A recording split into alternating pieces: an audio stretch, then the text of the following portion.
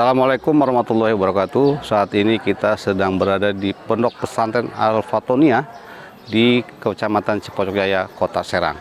Pondok pesantren ini sangat dekat sekali kalau dari pusat pemerintahan Kota Serang, bahkan ini boleh dikata di jantungnya Kota Serang gitu.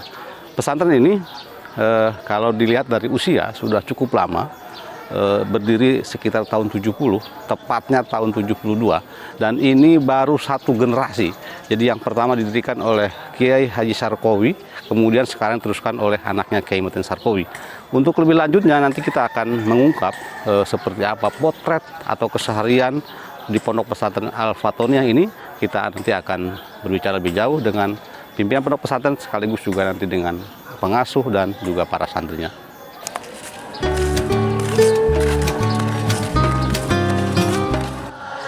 Assalamualaikum warahmatullahi wabarakatuh.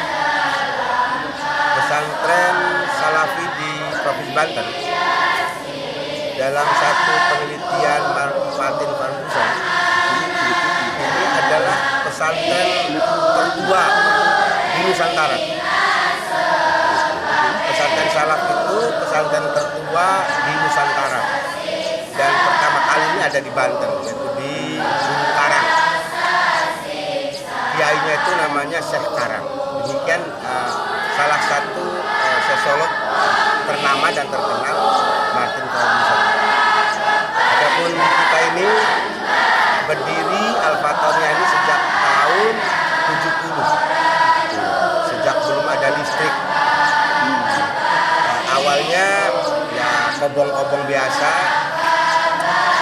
Alhamdulillah dulu itu masih kayu kelapanya masih kuat gitu ya. Istilah sekarang itu welitnya apa ya, dan itu masih kuat biliknya. Dan seiring waktu santri semakin banyak, alat bangunan sudah mulai berubah kualitas, tetapi tetap kami bertahan pada konteks Salafi. Salafi itu sebenarnya pada soal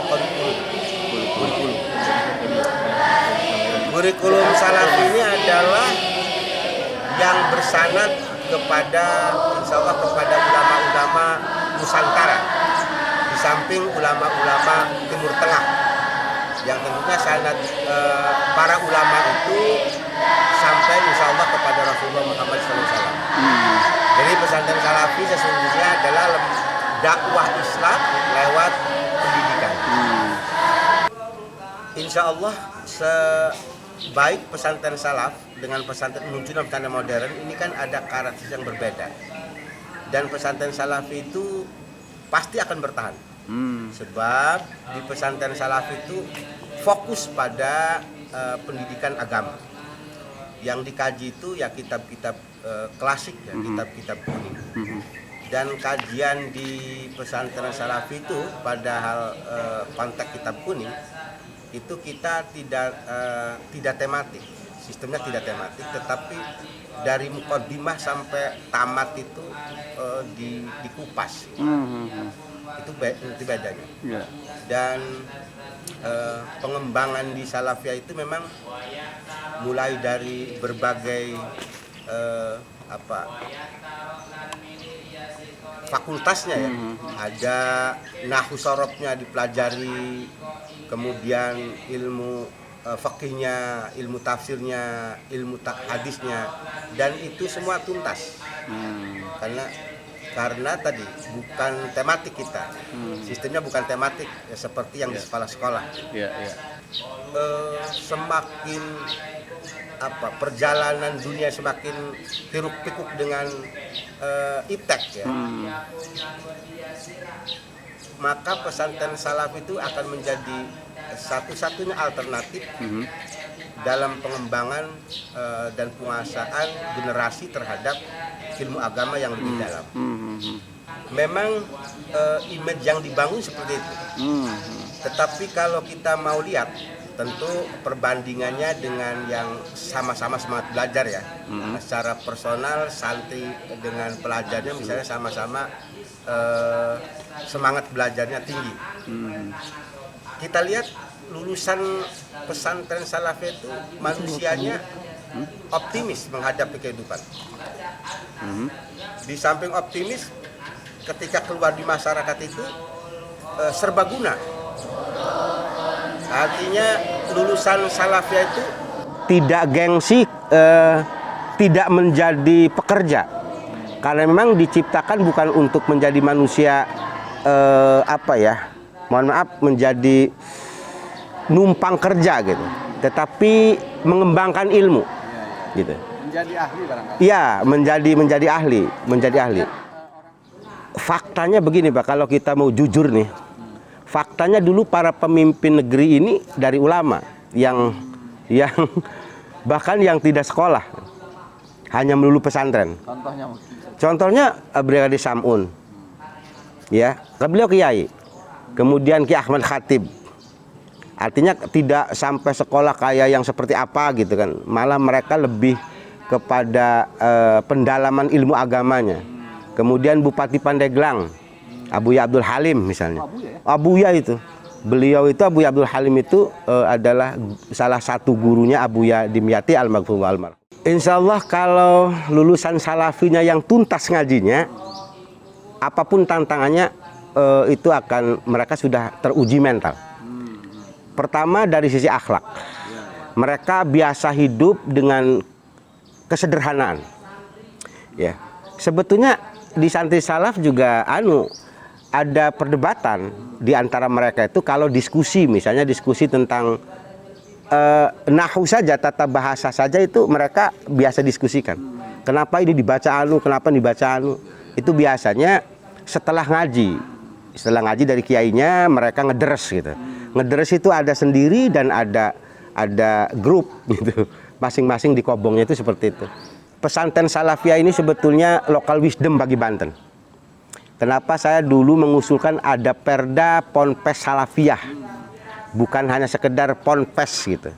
Tapi mungkin nomenklaturnya susah dicari. Maksud saya justru keunikan pesantren Salafiyah inilah yang akan menjadi aset budaya di Banten yang patut dipertahankan. Gitu lah.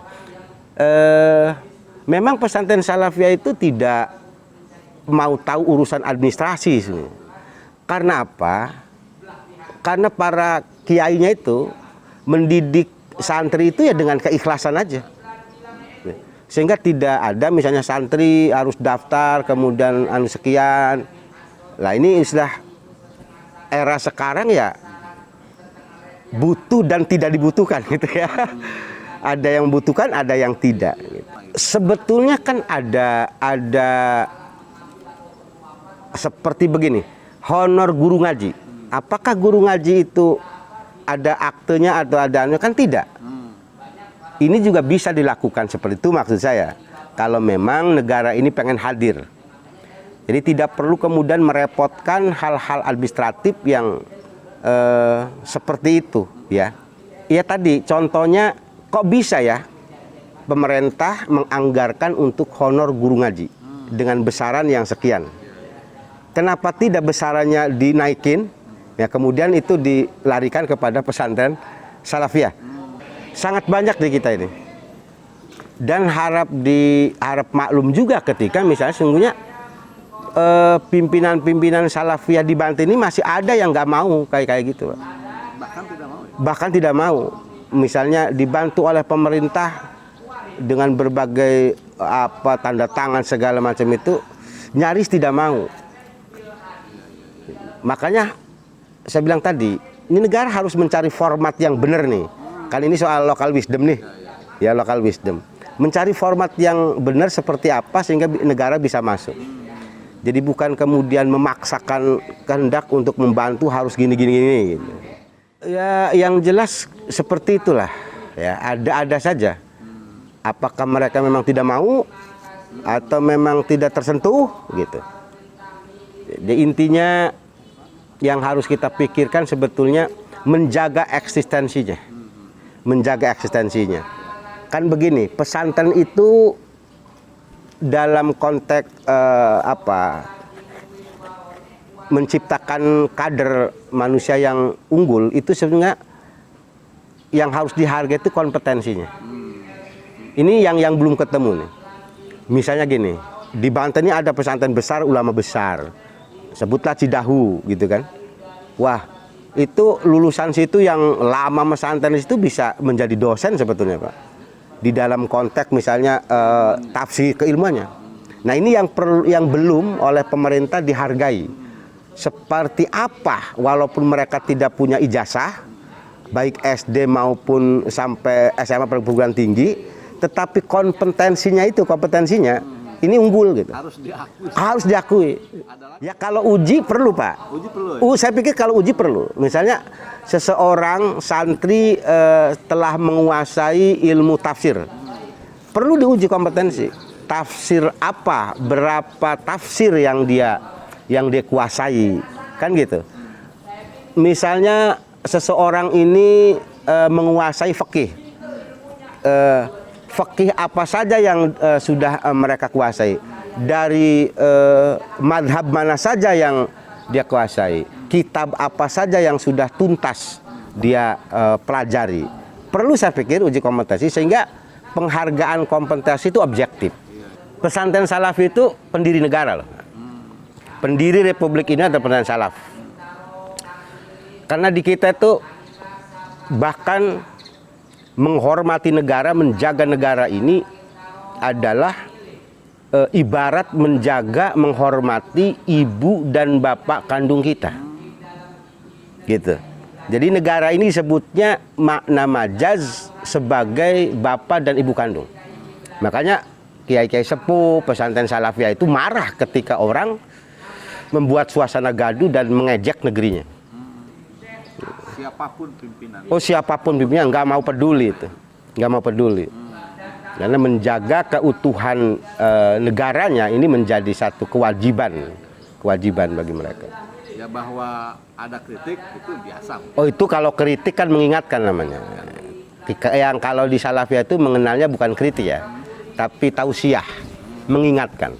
Karena itu para kiai juga sering mengingatkan pemerintah, tapi dengan cara-cara yang elegan. Ya, oke. Pertama, pesantren Salafiyah memang akan lebih baik juga mengikuti perkembangan zaman. Artinya menangkap fenomena yang terjadi sehingga nanti bukan hanya tekstual, tapi juga santri mampu menjawab secara kontekstual. Karena sesungguhnya kitab-kitab, pelajaran-pelajaran diajarkan di pesantren Salafiyah itu, bagi yang mumpuni itu insya Allah akan selalu beradaptasi dengan situasi dan keadaan. Karena memang Islam itu sangat elastis dan akan tetap eksis ila yaumil qiyamah. Dan tantangan hidup itu kan selalu berubah. Contoh kecil saya ingin gambarkan jual beli misalnya. Jual beli pulsa yang tidak kelihatan seperti apa. Tapi faktanya itu digunakan orang banyak. Padahal barangnya kan nggak jelas. Nah, dalam konteks tertentu secara tekstual mungkin itu masuk riba gitu ya. Tetapi faktanya kita semua menggunakan. Lalu masuk kategori apa? Nah, itu sesuatu yang pelik pun bisa terjawab gitu. Ya. Nah, untuk pemerintah daerah Banten khususnya, gitu, ya ini harus tahu betul, harus tahu soal struktur dan karakteristik pesantren Salafiyah. Sekali lagi saya sih berharap pemerintah Provinsi Banten ini paham bahwa pesantren Salafiyah itu ada wisdom lokal di situ, gitu, yang harus dipertahankan.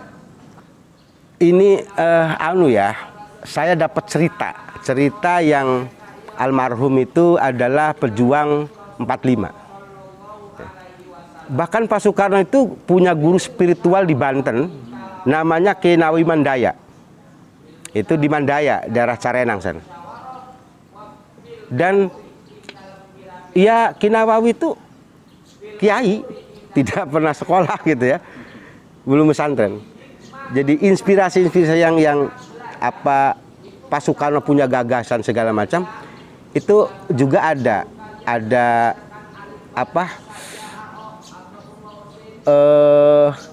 wejangan-wejangan lah ya, tausiah-tausiah dari para alimul ulama itu. Jadi Pak Karno itu punya banyak guru spiritual di Banten? antara lain yang saya tahu dari cerita salah satu pahlawan 45 itu, yaitu tadi Ki Nawawi Mandaya. Saya pikir kalau kita mau telusuri itu juga ada. Dan saya ziarah ya ke Pandeglang. Di situ juga pernah ada tempat riadonya Pak Jenderal Sudirman. Karena ini tidak dibukukan, ini kan memang agak sulit. Mengapa tidak dibukukan itu harus juga kita maklumi. Karena itu soal perjalanan spiritual seseorang gitu ya, yang orang lain tidak tahu tentang itu. Pernah ada kisah tuh tentang Pak Karno dengan Abuya Mukri di Labuan itu, saya pernah dengar. Itu tadi kan dari situ, Pak. Jadi Abuya Mukri itu kan luar biasa. Di samping ulama besar juga kanuraganya cukup luar biasa gitu ya. Maka Pak Soekarno banyak juga mendapatkan masukan-masukan dan selalu datang kepada para kiai-kiai sepuh itu. Itu mungkin yang menginspirasi kemudian bagaimana para ulama kita itu menjaga negara ini menjadi sebuah keharusan dan kewajiban. Penyelenggara negara harus memahami nilai perjuangan tetesan darah sehingga berdirinya republik ini. Dan peran ulama kiai salafiyah itu sangat tidak bisa dipungkiri. Maka ini juga sebetulnya menjadi satu wajah Indonesia.